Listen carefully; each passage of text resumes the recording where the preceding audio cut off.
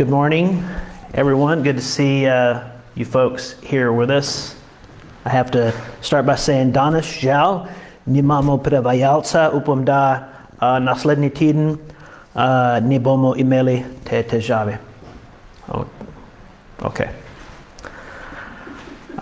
So, again, sorry, this is, today we're not going to have translation, but hope it will not be an issue. And next week, hopefully we will not have this issue. And so we'll move right ahead with the first message in this series where we're going to be talking about all the way through the Bible. There were pictures or prophecies, foretellings of the person of Jesus. And so the Bible, if you have your Bible, I invite you to turn to Genesis chapter 3. We're going to be reading the most of the message from Genesis chapter 3. But the Bible is a book that has proven over again how accurate it is in its historical, its scientific, and its even archaeological areas. In spite of the fact that people from time past up until even today have tried to prove the Bible wrong. They have never found or proved any error in the pages of the Bible on any subject that the Bible talks about.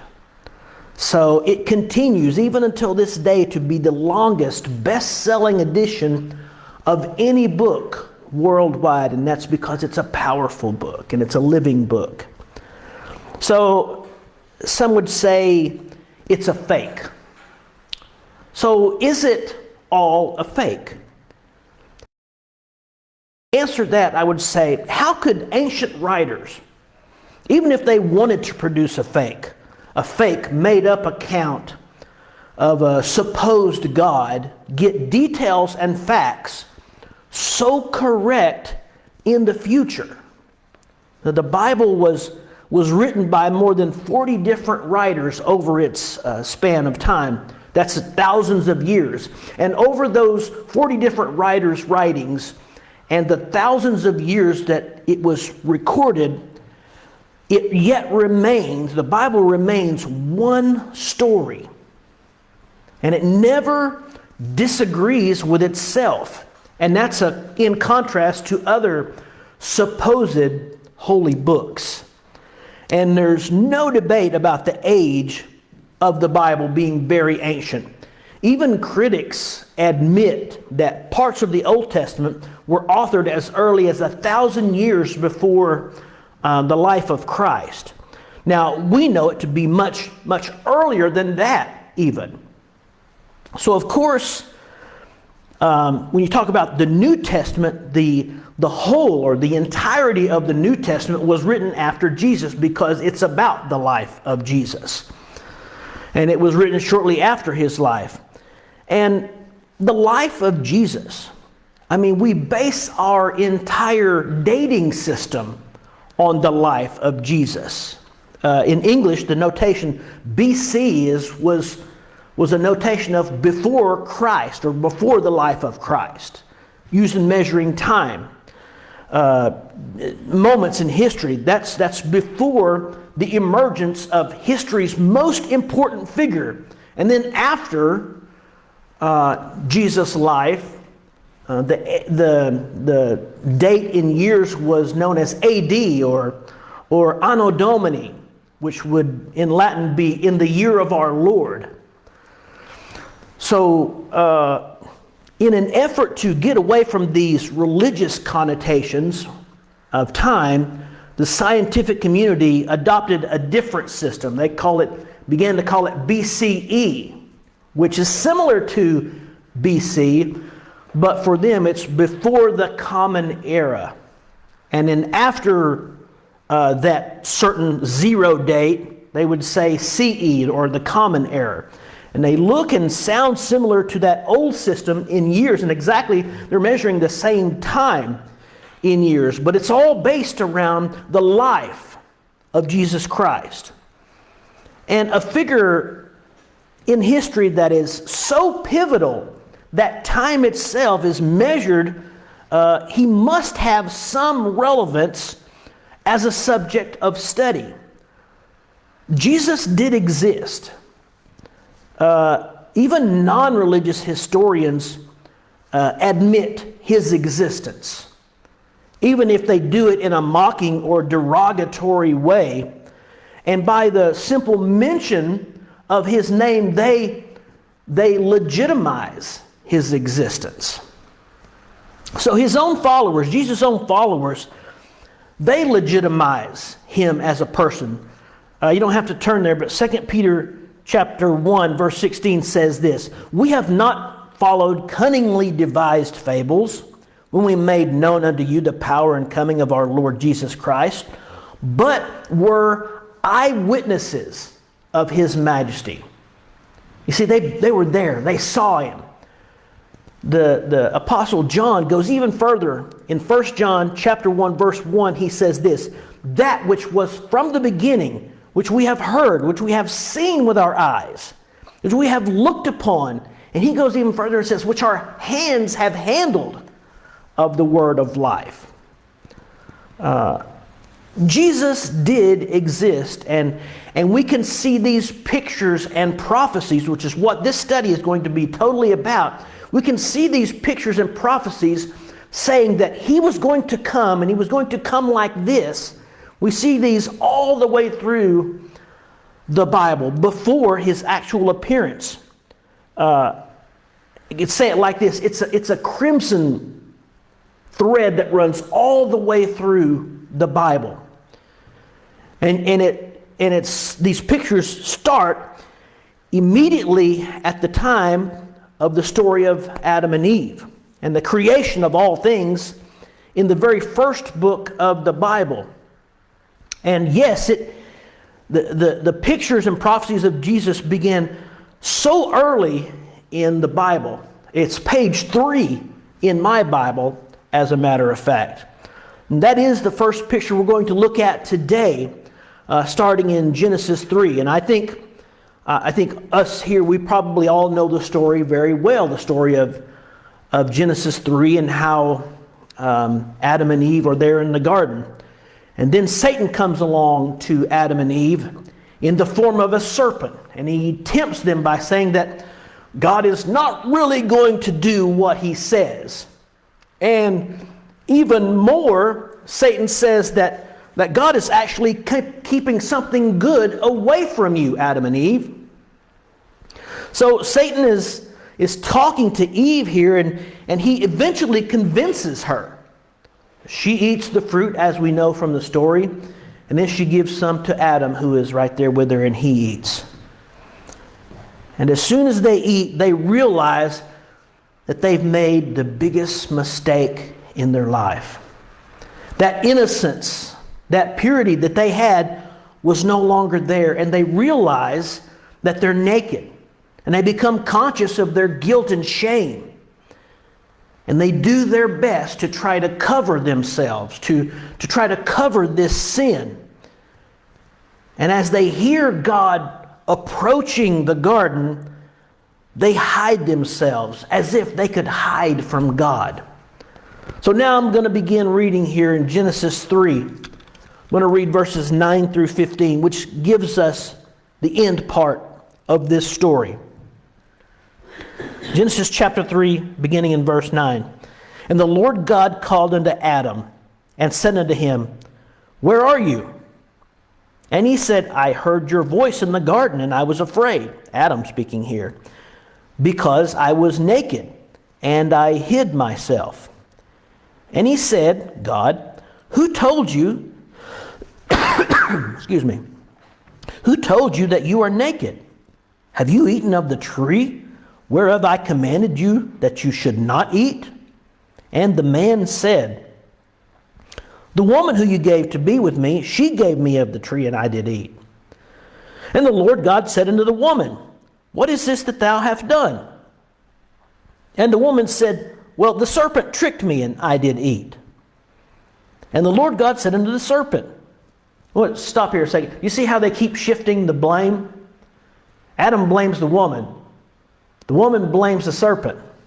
So now God's going to deal with the serpent. Because you have done this, you are cursed above all cattle and above every beast of the field. Upon your belly shall you go, and dust shall you eat all the days of your life. And here's our verse of focus, verse 15. And I will put enmity between you and the woman, and between your seed and her seed. He shall bruise your head, and you shall bruise his heel. So, this is the account here of Adam and Eve's, their fall into sin.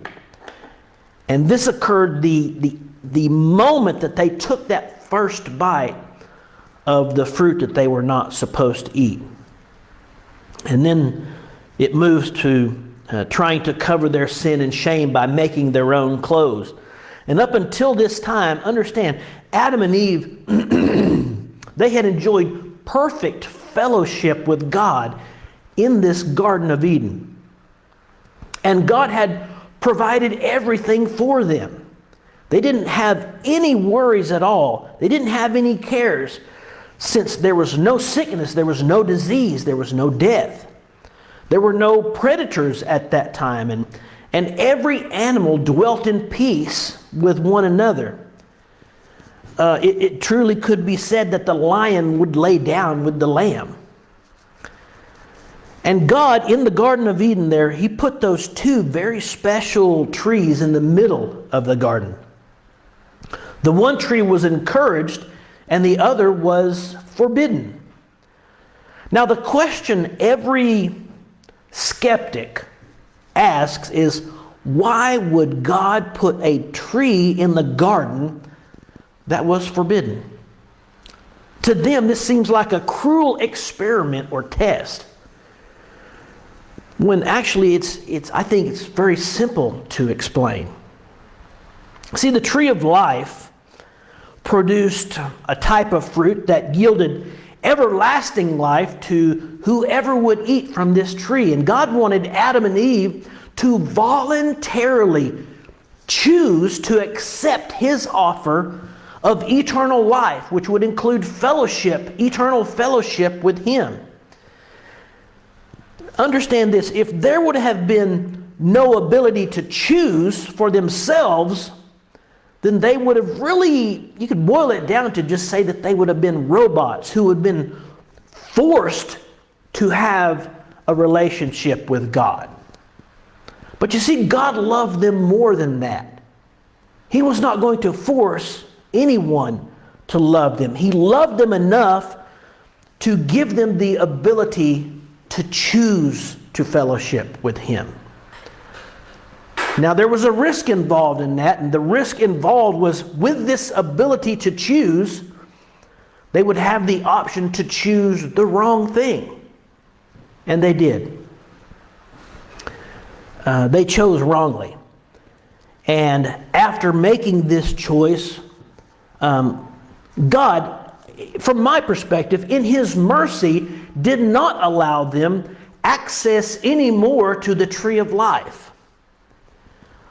If they would have eaten of the tree of life after they had chosen wrongly, then they would have had to live forever under this weight of the sin and shame of the bad choice that they made. I think it was a very merciful act of God. Now, that's the tree of life. The tree of knowledge was similar to the other trees in that its fruit was also pleasant to the eyes and appeared to be good for food. And whatever the type of fruit that it was, eating from this tree, we understand, and they understood also, was forbidden. I didn't mean that the tree was poisonous in any way, or that its fruit was toxic somehow, because we know that everything God had created was good. So why did God prohibit Adam and Eve from eating the tree of knowledge at that time? I say at that time because maybe later down the line He would have allowed them to eat from that. But I think at this point He knew that it would destroy their innocence and their purity. and introduce shame and guilt. Of course, that's exactly what happened. And we understand that making this choice, which they made, brought death into their lives, brought disease into the world, brought all the hardships that we face today into the world. God had told Adam that if he ate from it, he would surely die. And so now the process of death begins. I think we can certainly say, because of this, Adam knew that obeying God was good and disobeying him was bad. But at this point, he had no real experiential understanding about death because he had never seen it. All he knew at this point was life and goodness. And then we see the serpent enter the picture. Satan himself.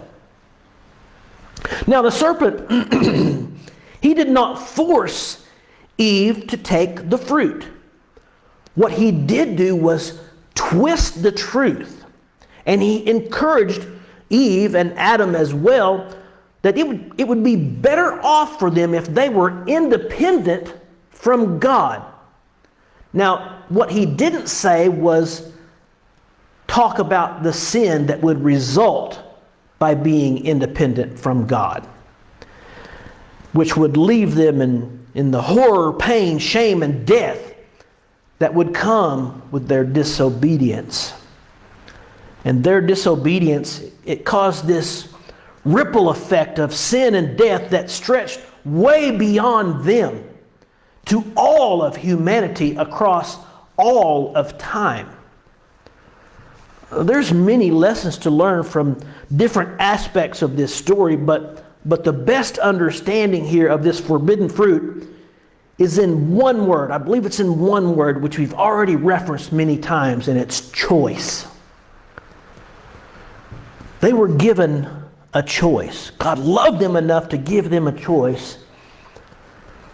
And from God's perspective, according to His all-knowing, His sovereignty, God caused the tree of knowledge to grow in this paradise, and He loved them enough that they would be given a choice between receiving the eternal blessings that come through obedience and worship and relationship with a gracious God, or they would suffer the consequences from disobedience and idolatry against a just, loving God.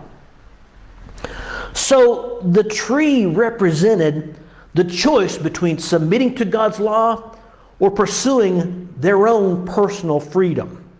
And that is why the serpent said to them, "You shall be like gods." I think it maybe shouldn't be surprising at all that God had already made Adam and Eve as close to gods as any humans would ever be. He created them in His image. He created them perfect. Positioned them together in complete harmony where He fellowshiped personally with them. He breathed into them His own breath. And He gave them the dominion, the control of this beautiful, wonderful, perfect place. And He blessed them with the ability of procreation and provided them with everything that they would need to survive. And furthermore, this perfect place would not require work. They could simply walk over and pluck a fruit and eat it.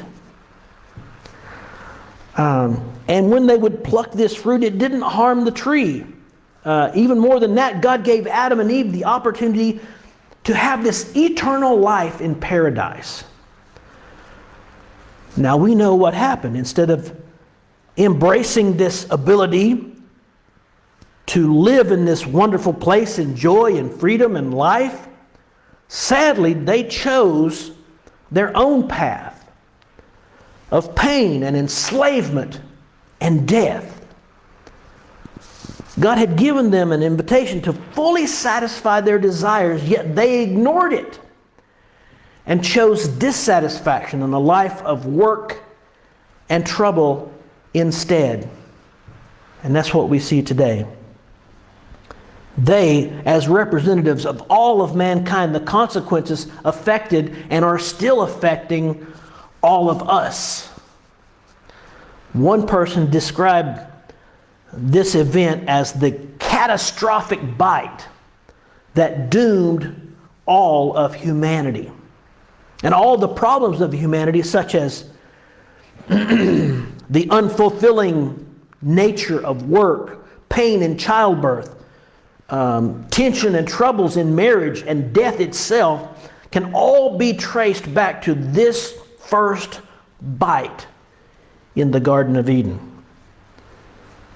And the effect of Adam and Eve's disobedience was so far-reaching that it grew throughout human history into all types of destructive sin and death. And we see it still happening in the world today. And it's against this picture that we see hope.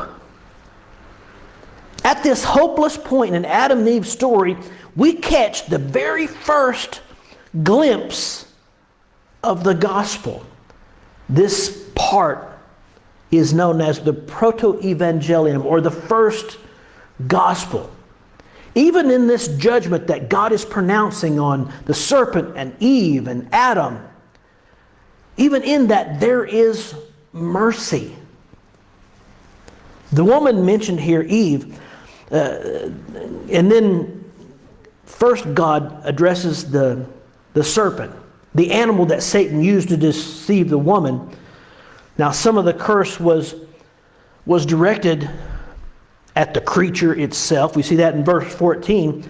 At the same time, the curse of God falls on Satan himself, who had taken this serpent's body there in Eden. Now, part of the curse, this word in English, enmity, which is mutual hatred or ill will.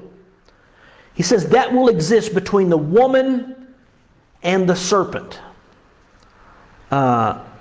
Later, this same enmity will continue between the woman's seed or offspring. You could say mankind in general, since Eve is the mother of all the living, and the serpent's seed.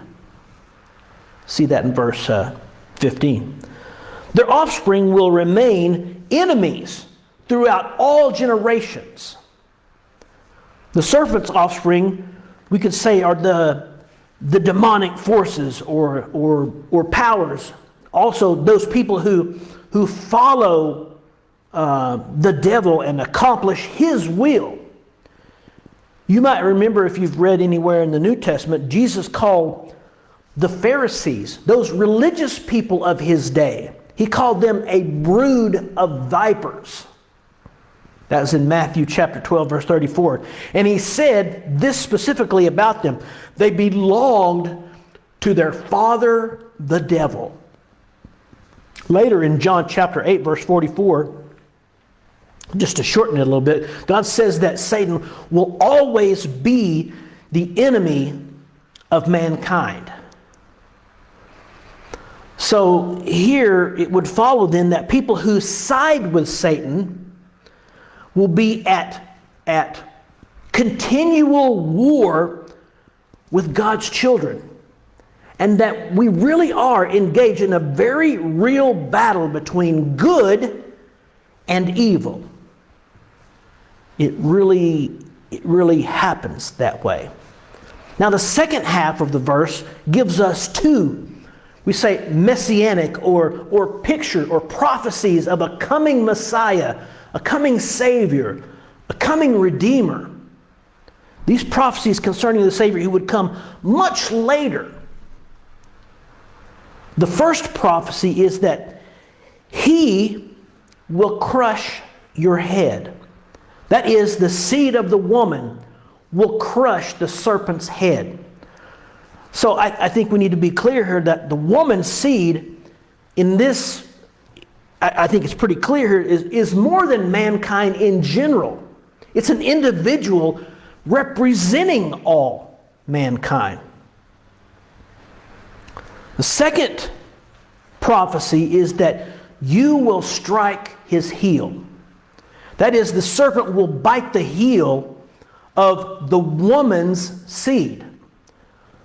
So, without any mystery here, what this passage is talking to, the promise of Jesus' birth, his redemption and we could say his victory over Satan, over death. The woman's offspring is Jesus. It wasn't man's offspring. It was the woman's offspring. We know that Jesus was virgin born of Mary, who was a virgin, not corrupted by man's seed. So he was literally the offspring of a woman. The devil's offspring were the evil men and demonic forces who, like a snake, they lay in wait for the Savior and they struck at him. Their conspiracy condemned Jesus during his life, condemned him to be crucified. But the serpent's strike did not spell the end of the offspring of the woman. No, we know the story. Yes, Jesus was crucified. Yes, he died. Yes, he was buried. But then came the third day. And Jesus rose the third day, and he broke the power of death. And he won that ultimate victory. See, with the cross, Jesus, he crushed the devil's head, defeating him forever. We say a bad head wound can be fatal. A bad foot wound might not be fatal. So that's the differences between the two wounds that we see there. He crushed the devil's head and he defeated him forever. So the crushing of the serpent's head was a picture of Jesus' victory over sin and Satan on the cross. And the striking of his heel was a picture of the wounding and the death of Jesus on the cross. Satan bruised his heel, but Jesus showed complete dominance over Satan by bruising his head. Now Satan, although he is still active in the world, he is a defeated foe. His doom is sure and complete. Until that time, there remains this enmity, this mutual hatred between Satan and God's children.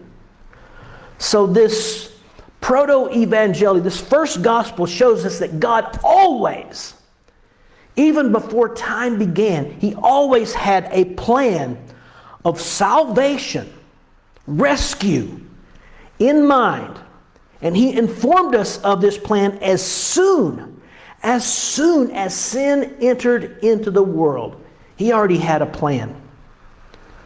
Satan, he tried a plan involving the serpent there in Eden, but God was way ahead of him, having already ordained this serpent crusher, Jesus Christ.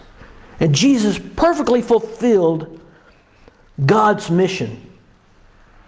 And that is why centuries later, Paul, writing to a church in Corinth, used this term, the second Adam, or the last Adam, in a way to describe Jesus, that he would come onto the scene and he would be the one who would not give in to temptation of the serpent.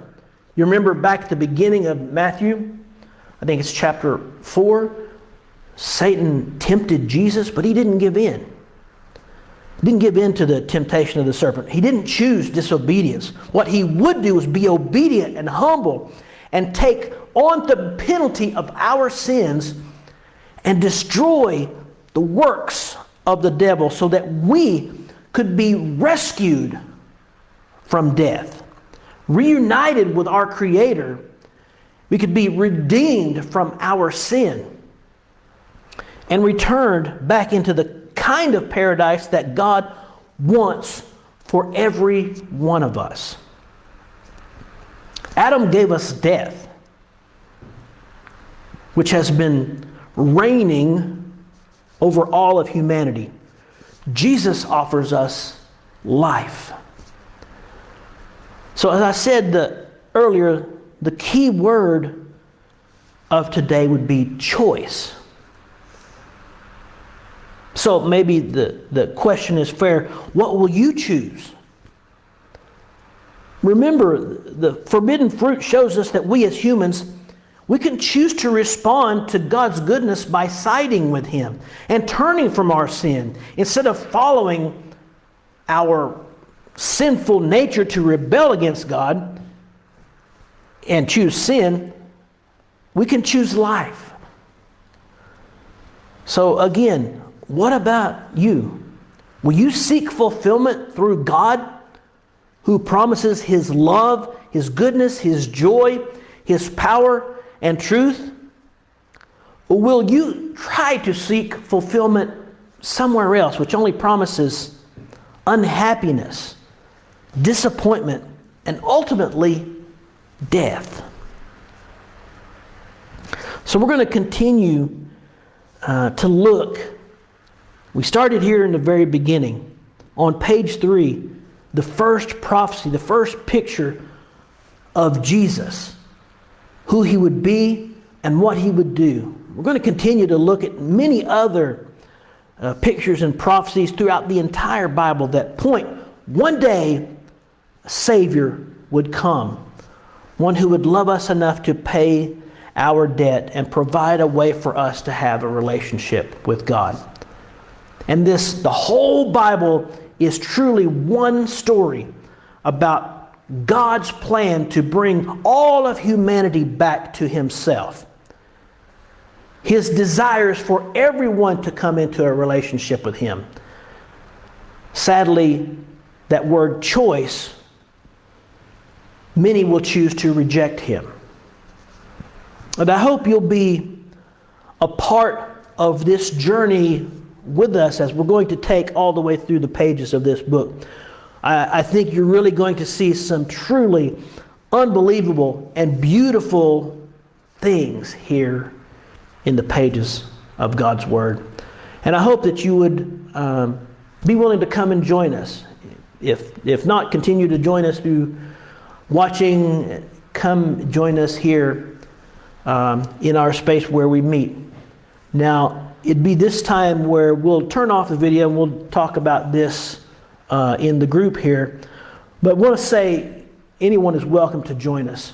So feel free to come. If you have questions, please write, message us, and ask any question that you have. We'll do our very best to answer.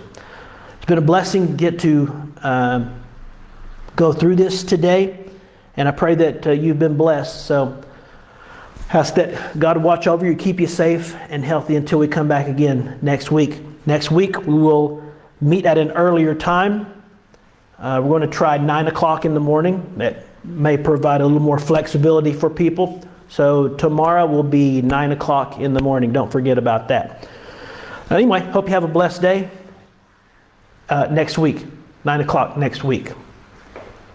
All right. Thanks for joining us today. Bye.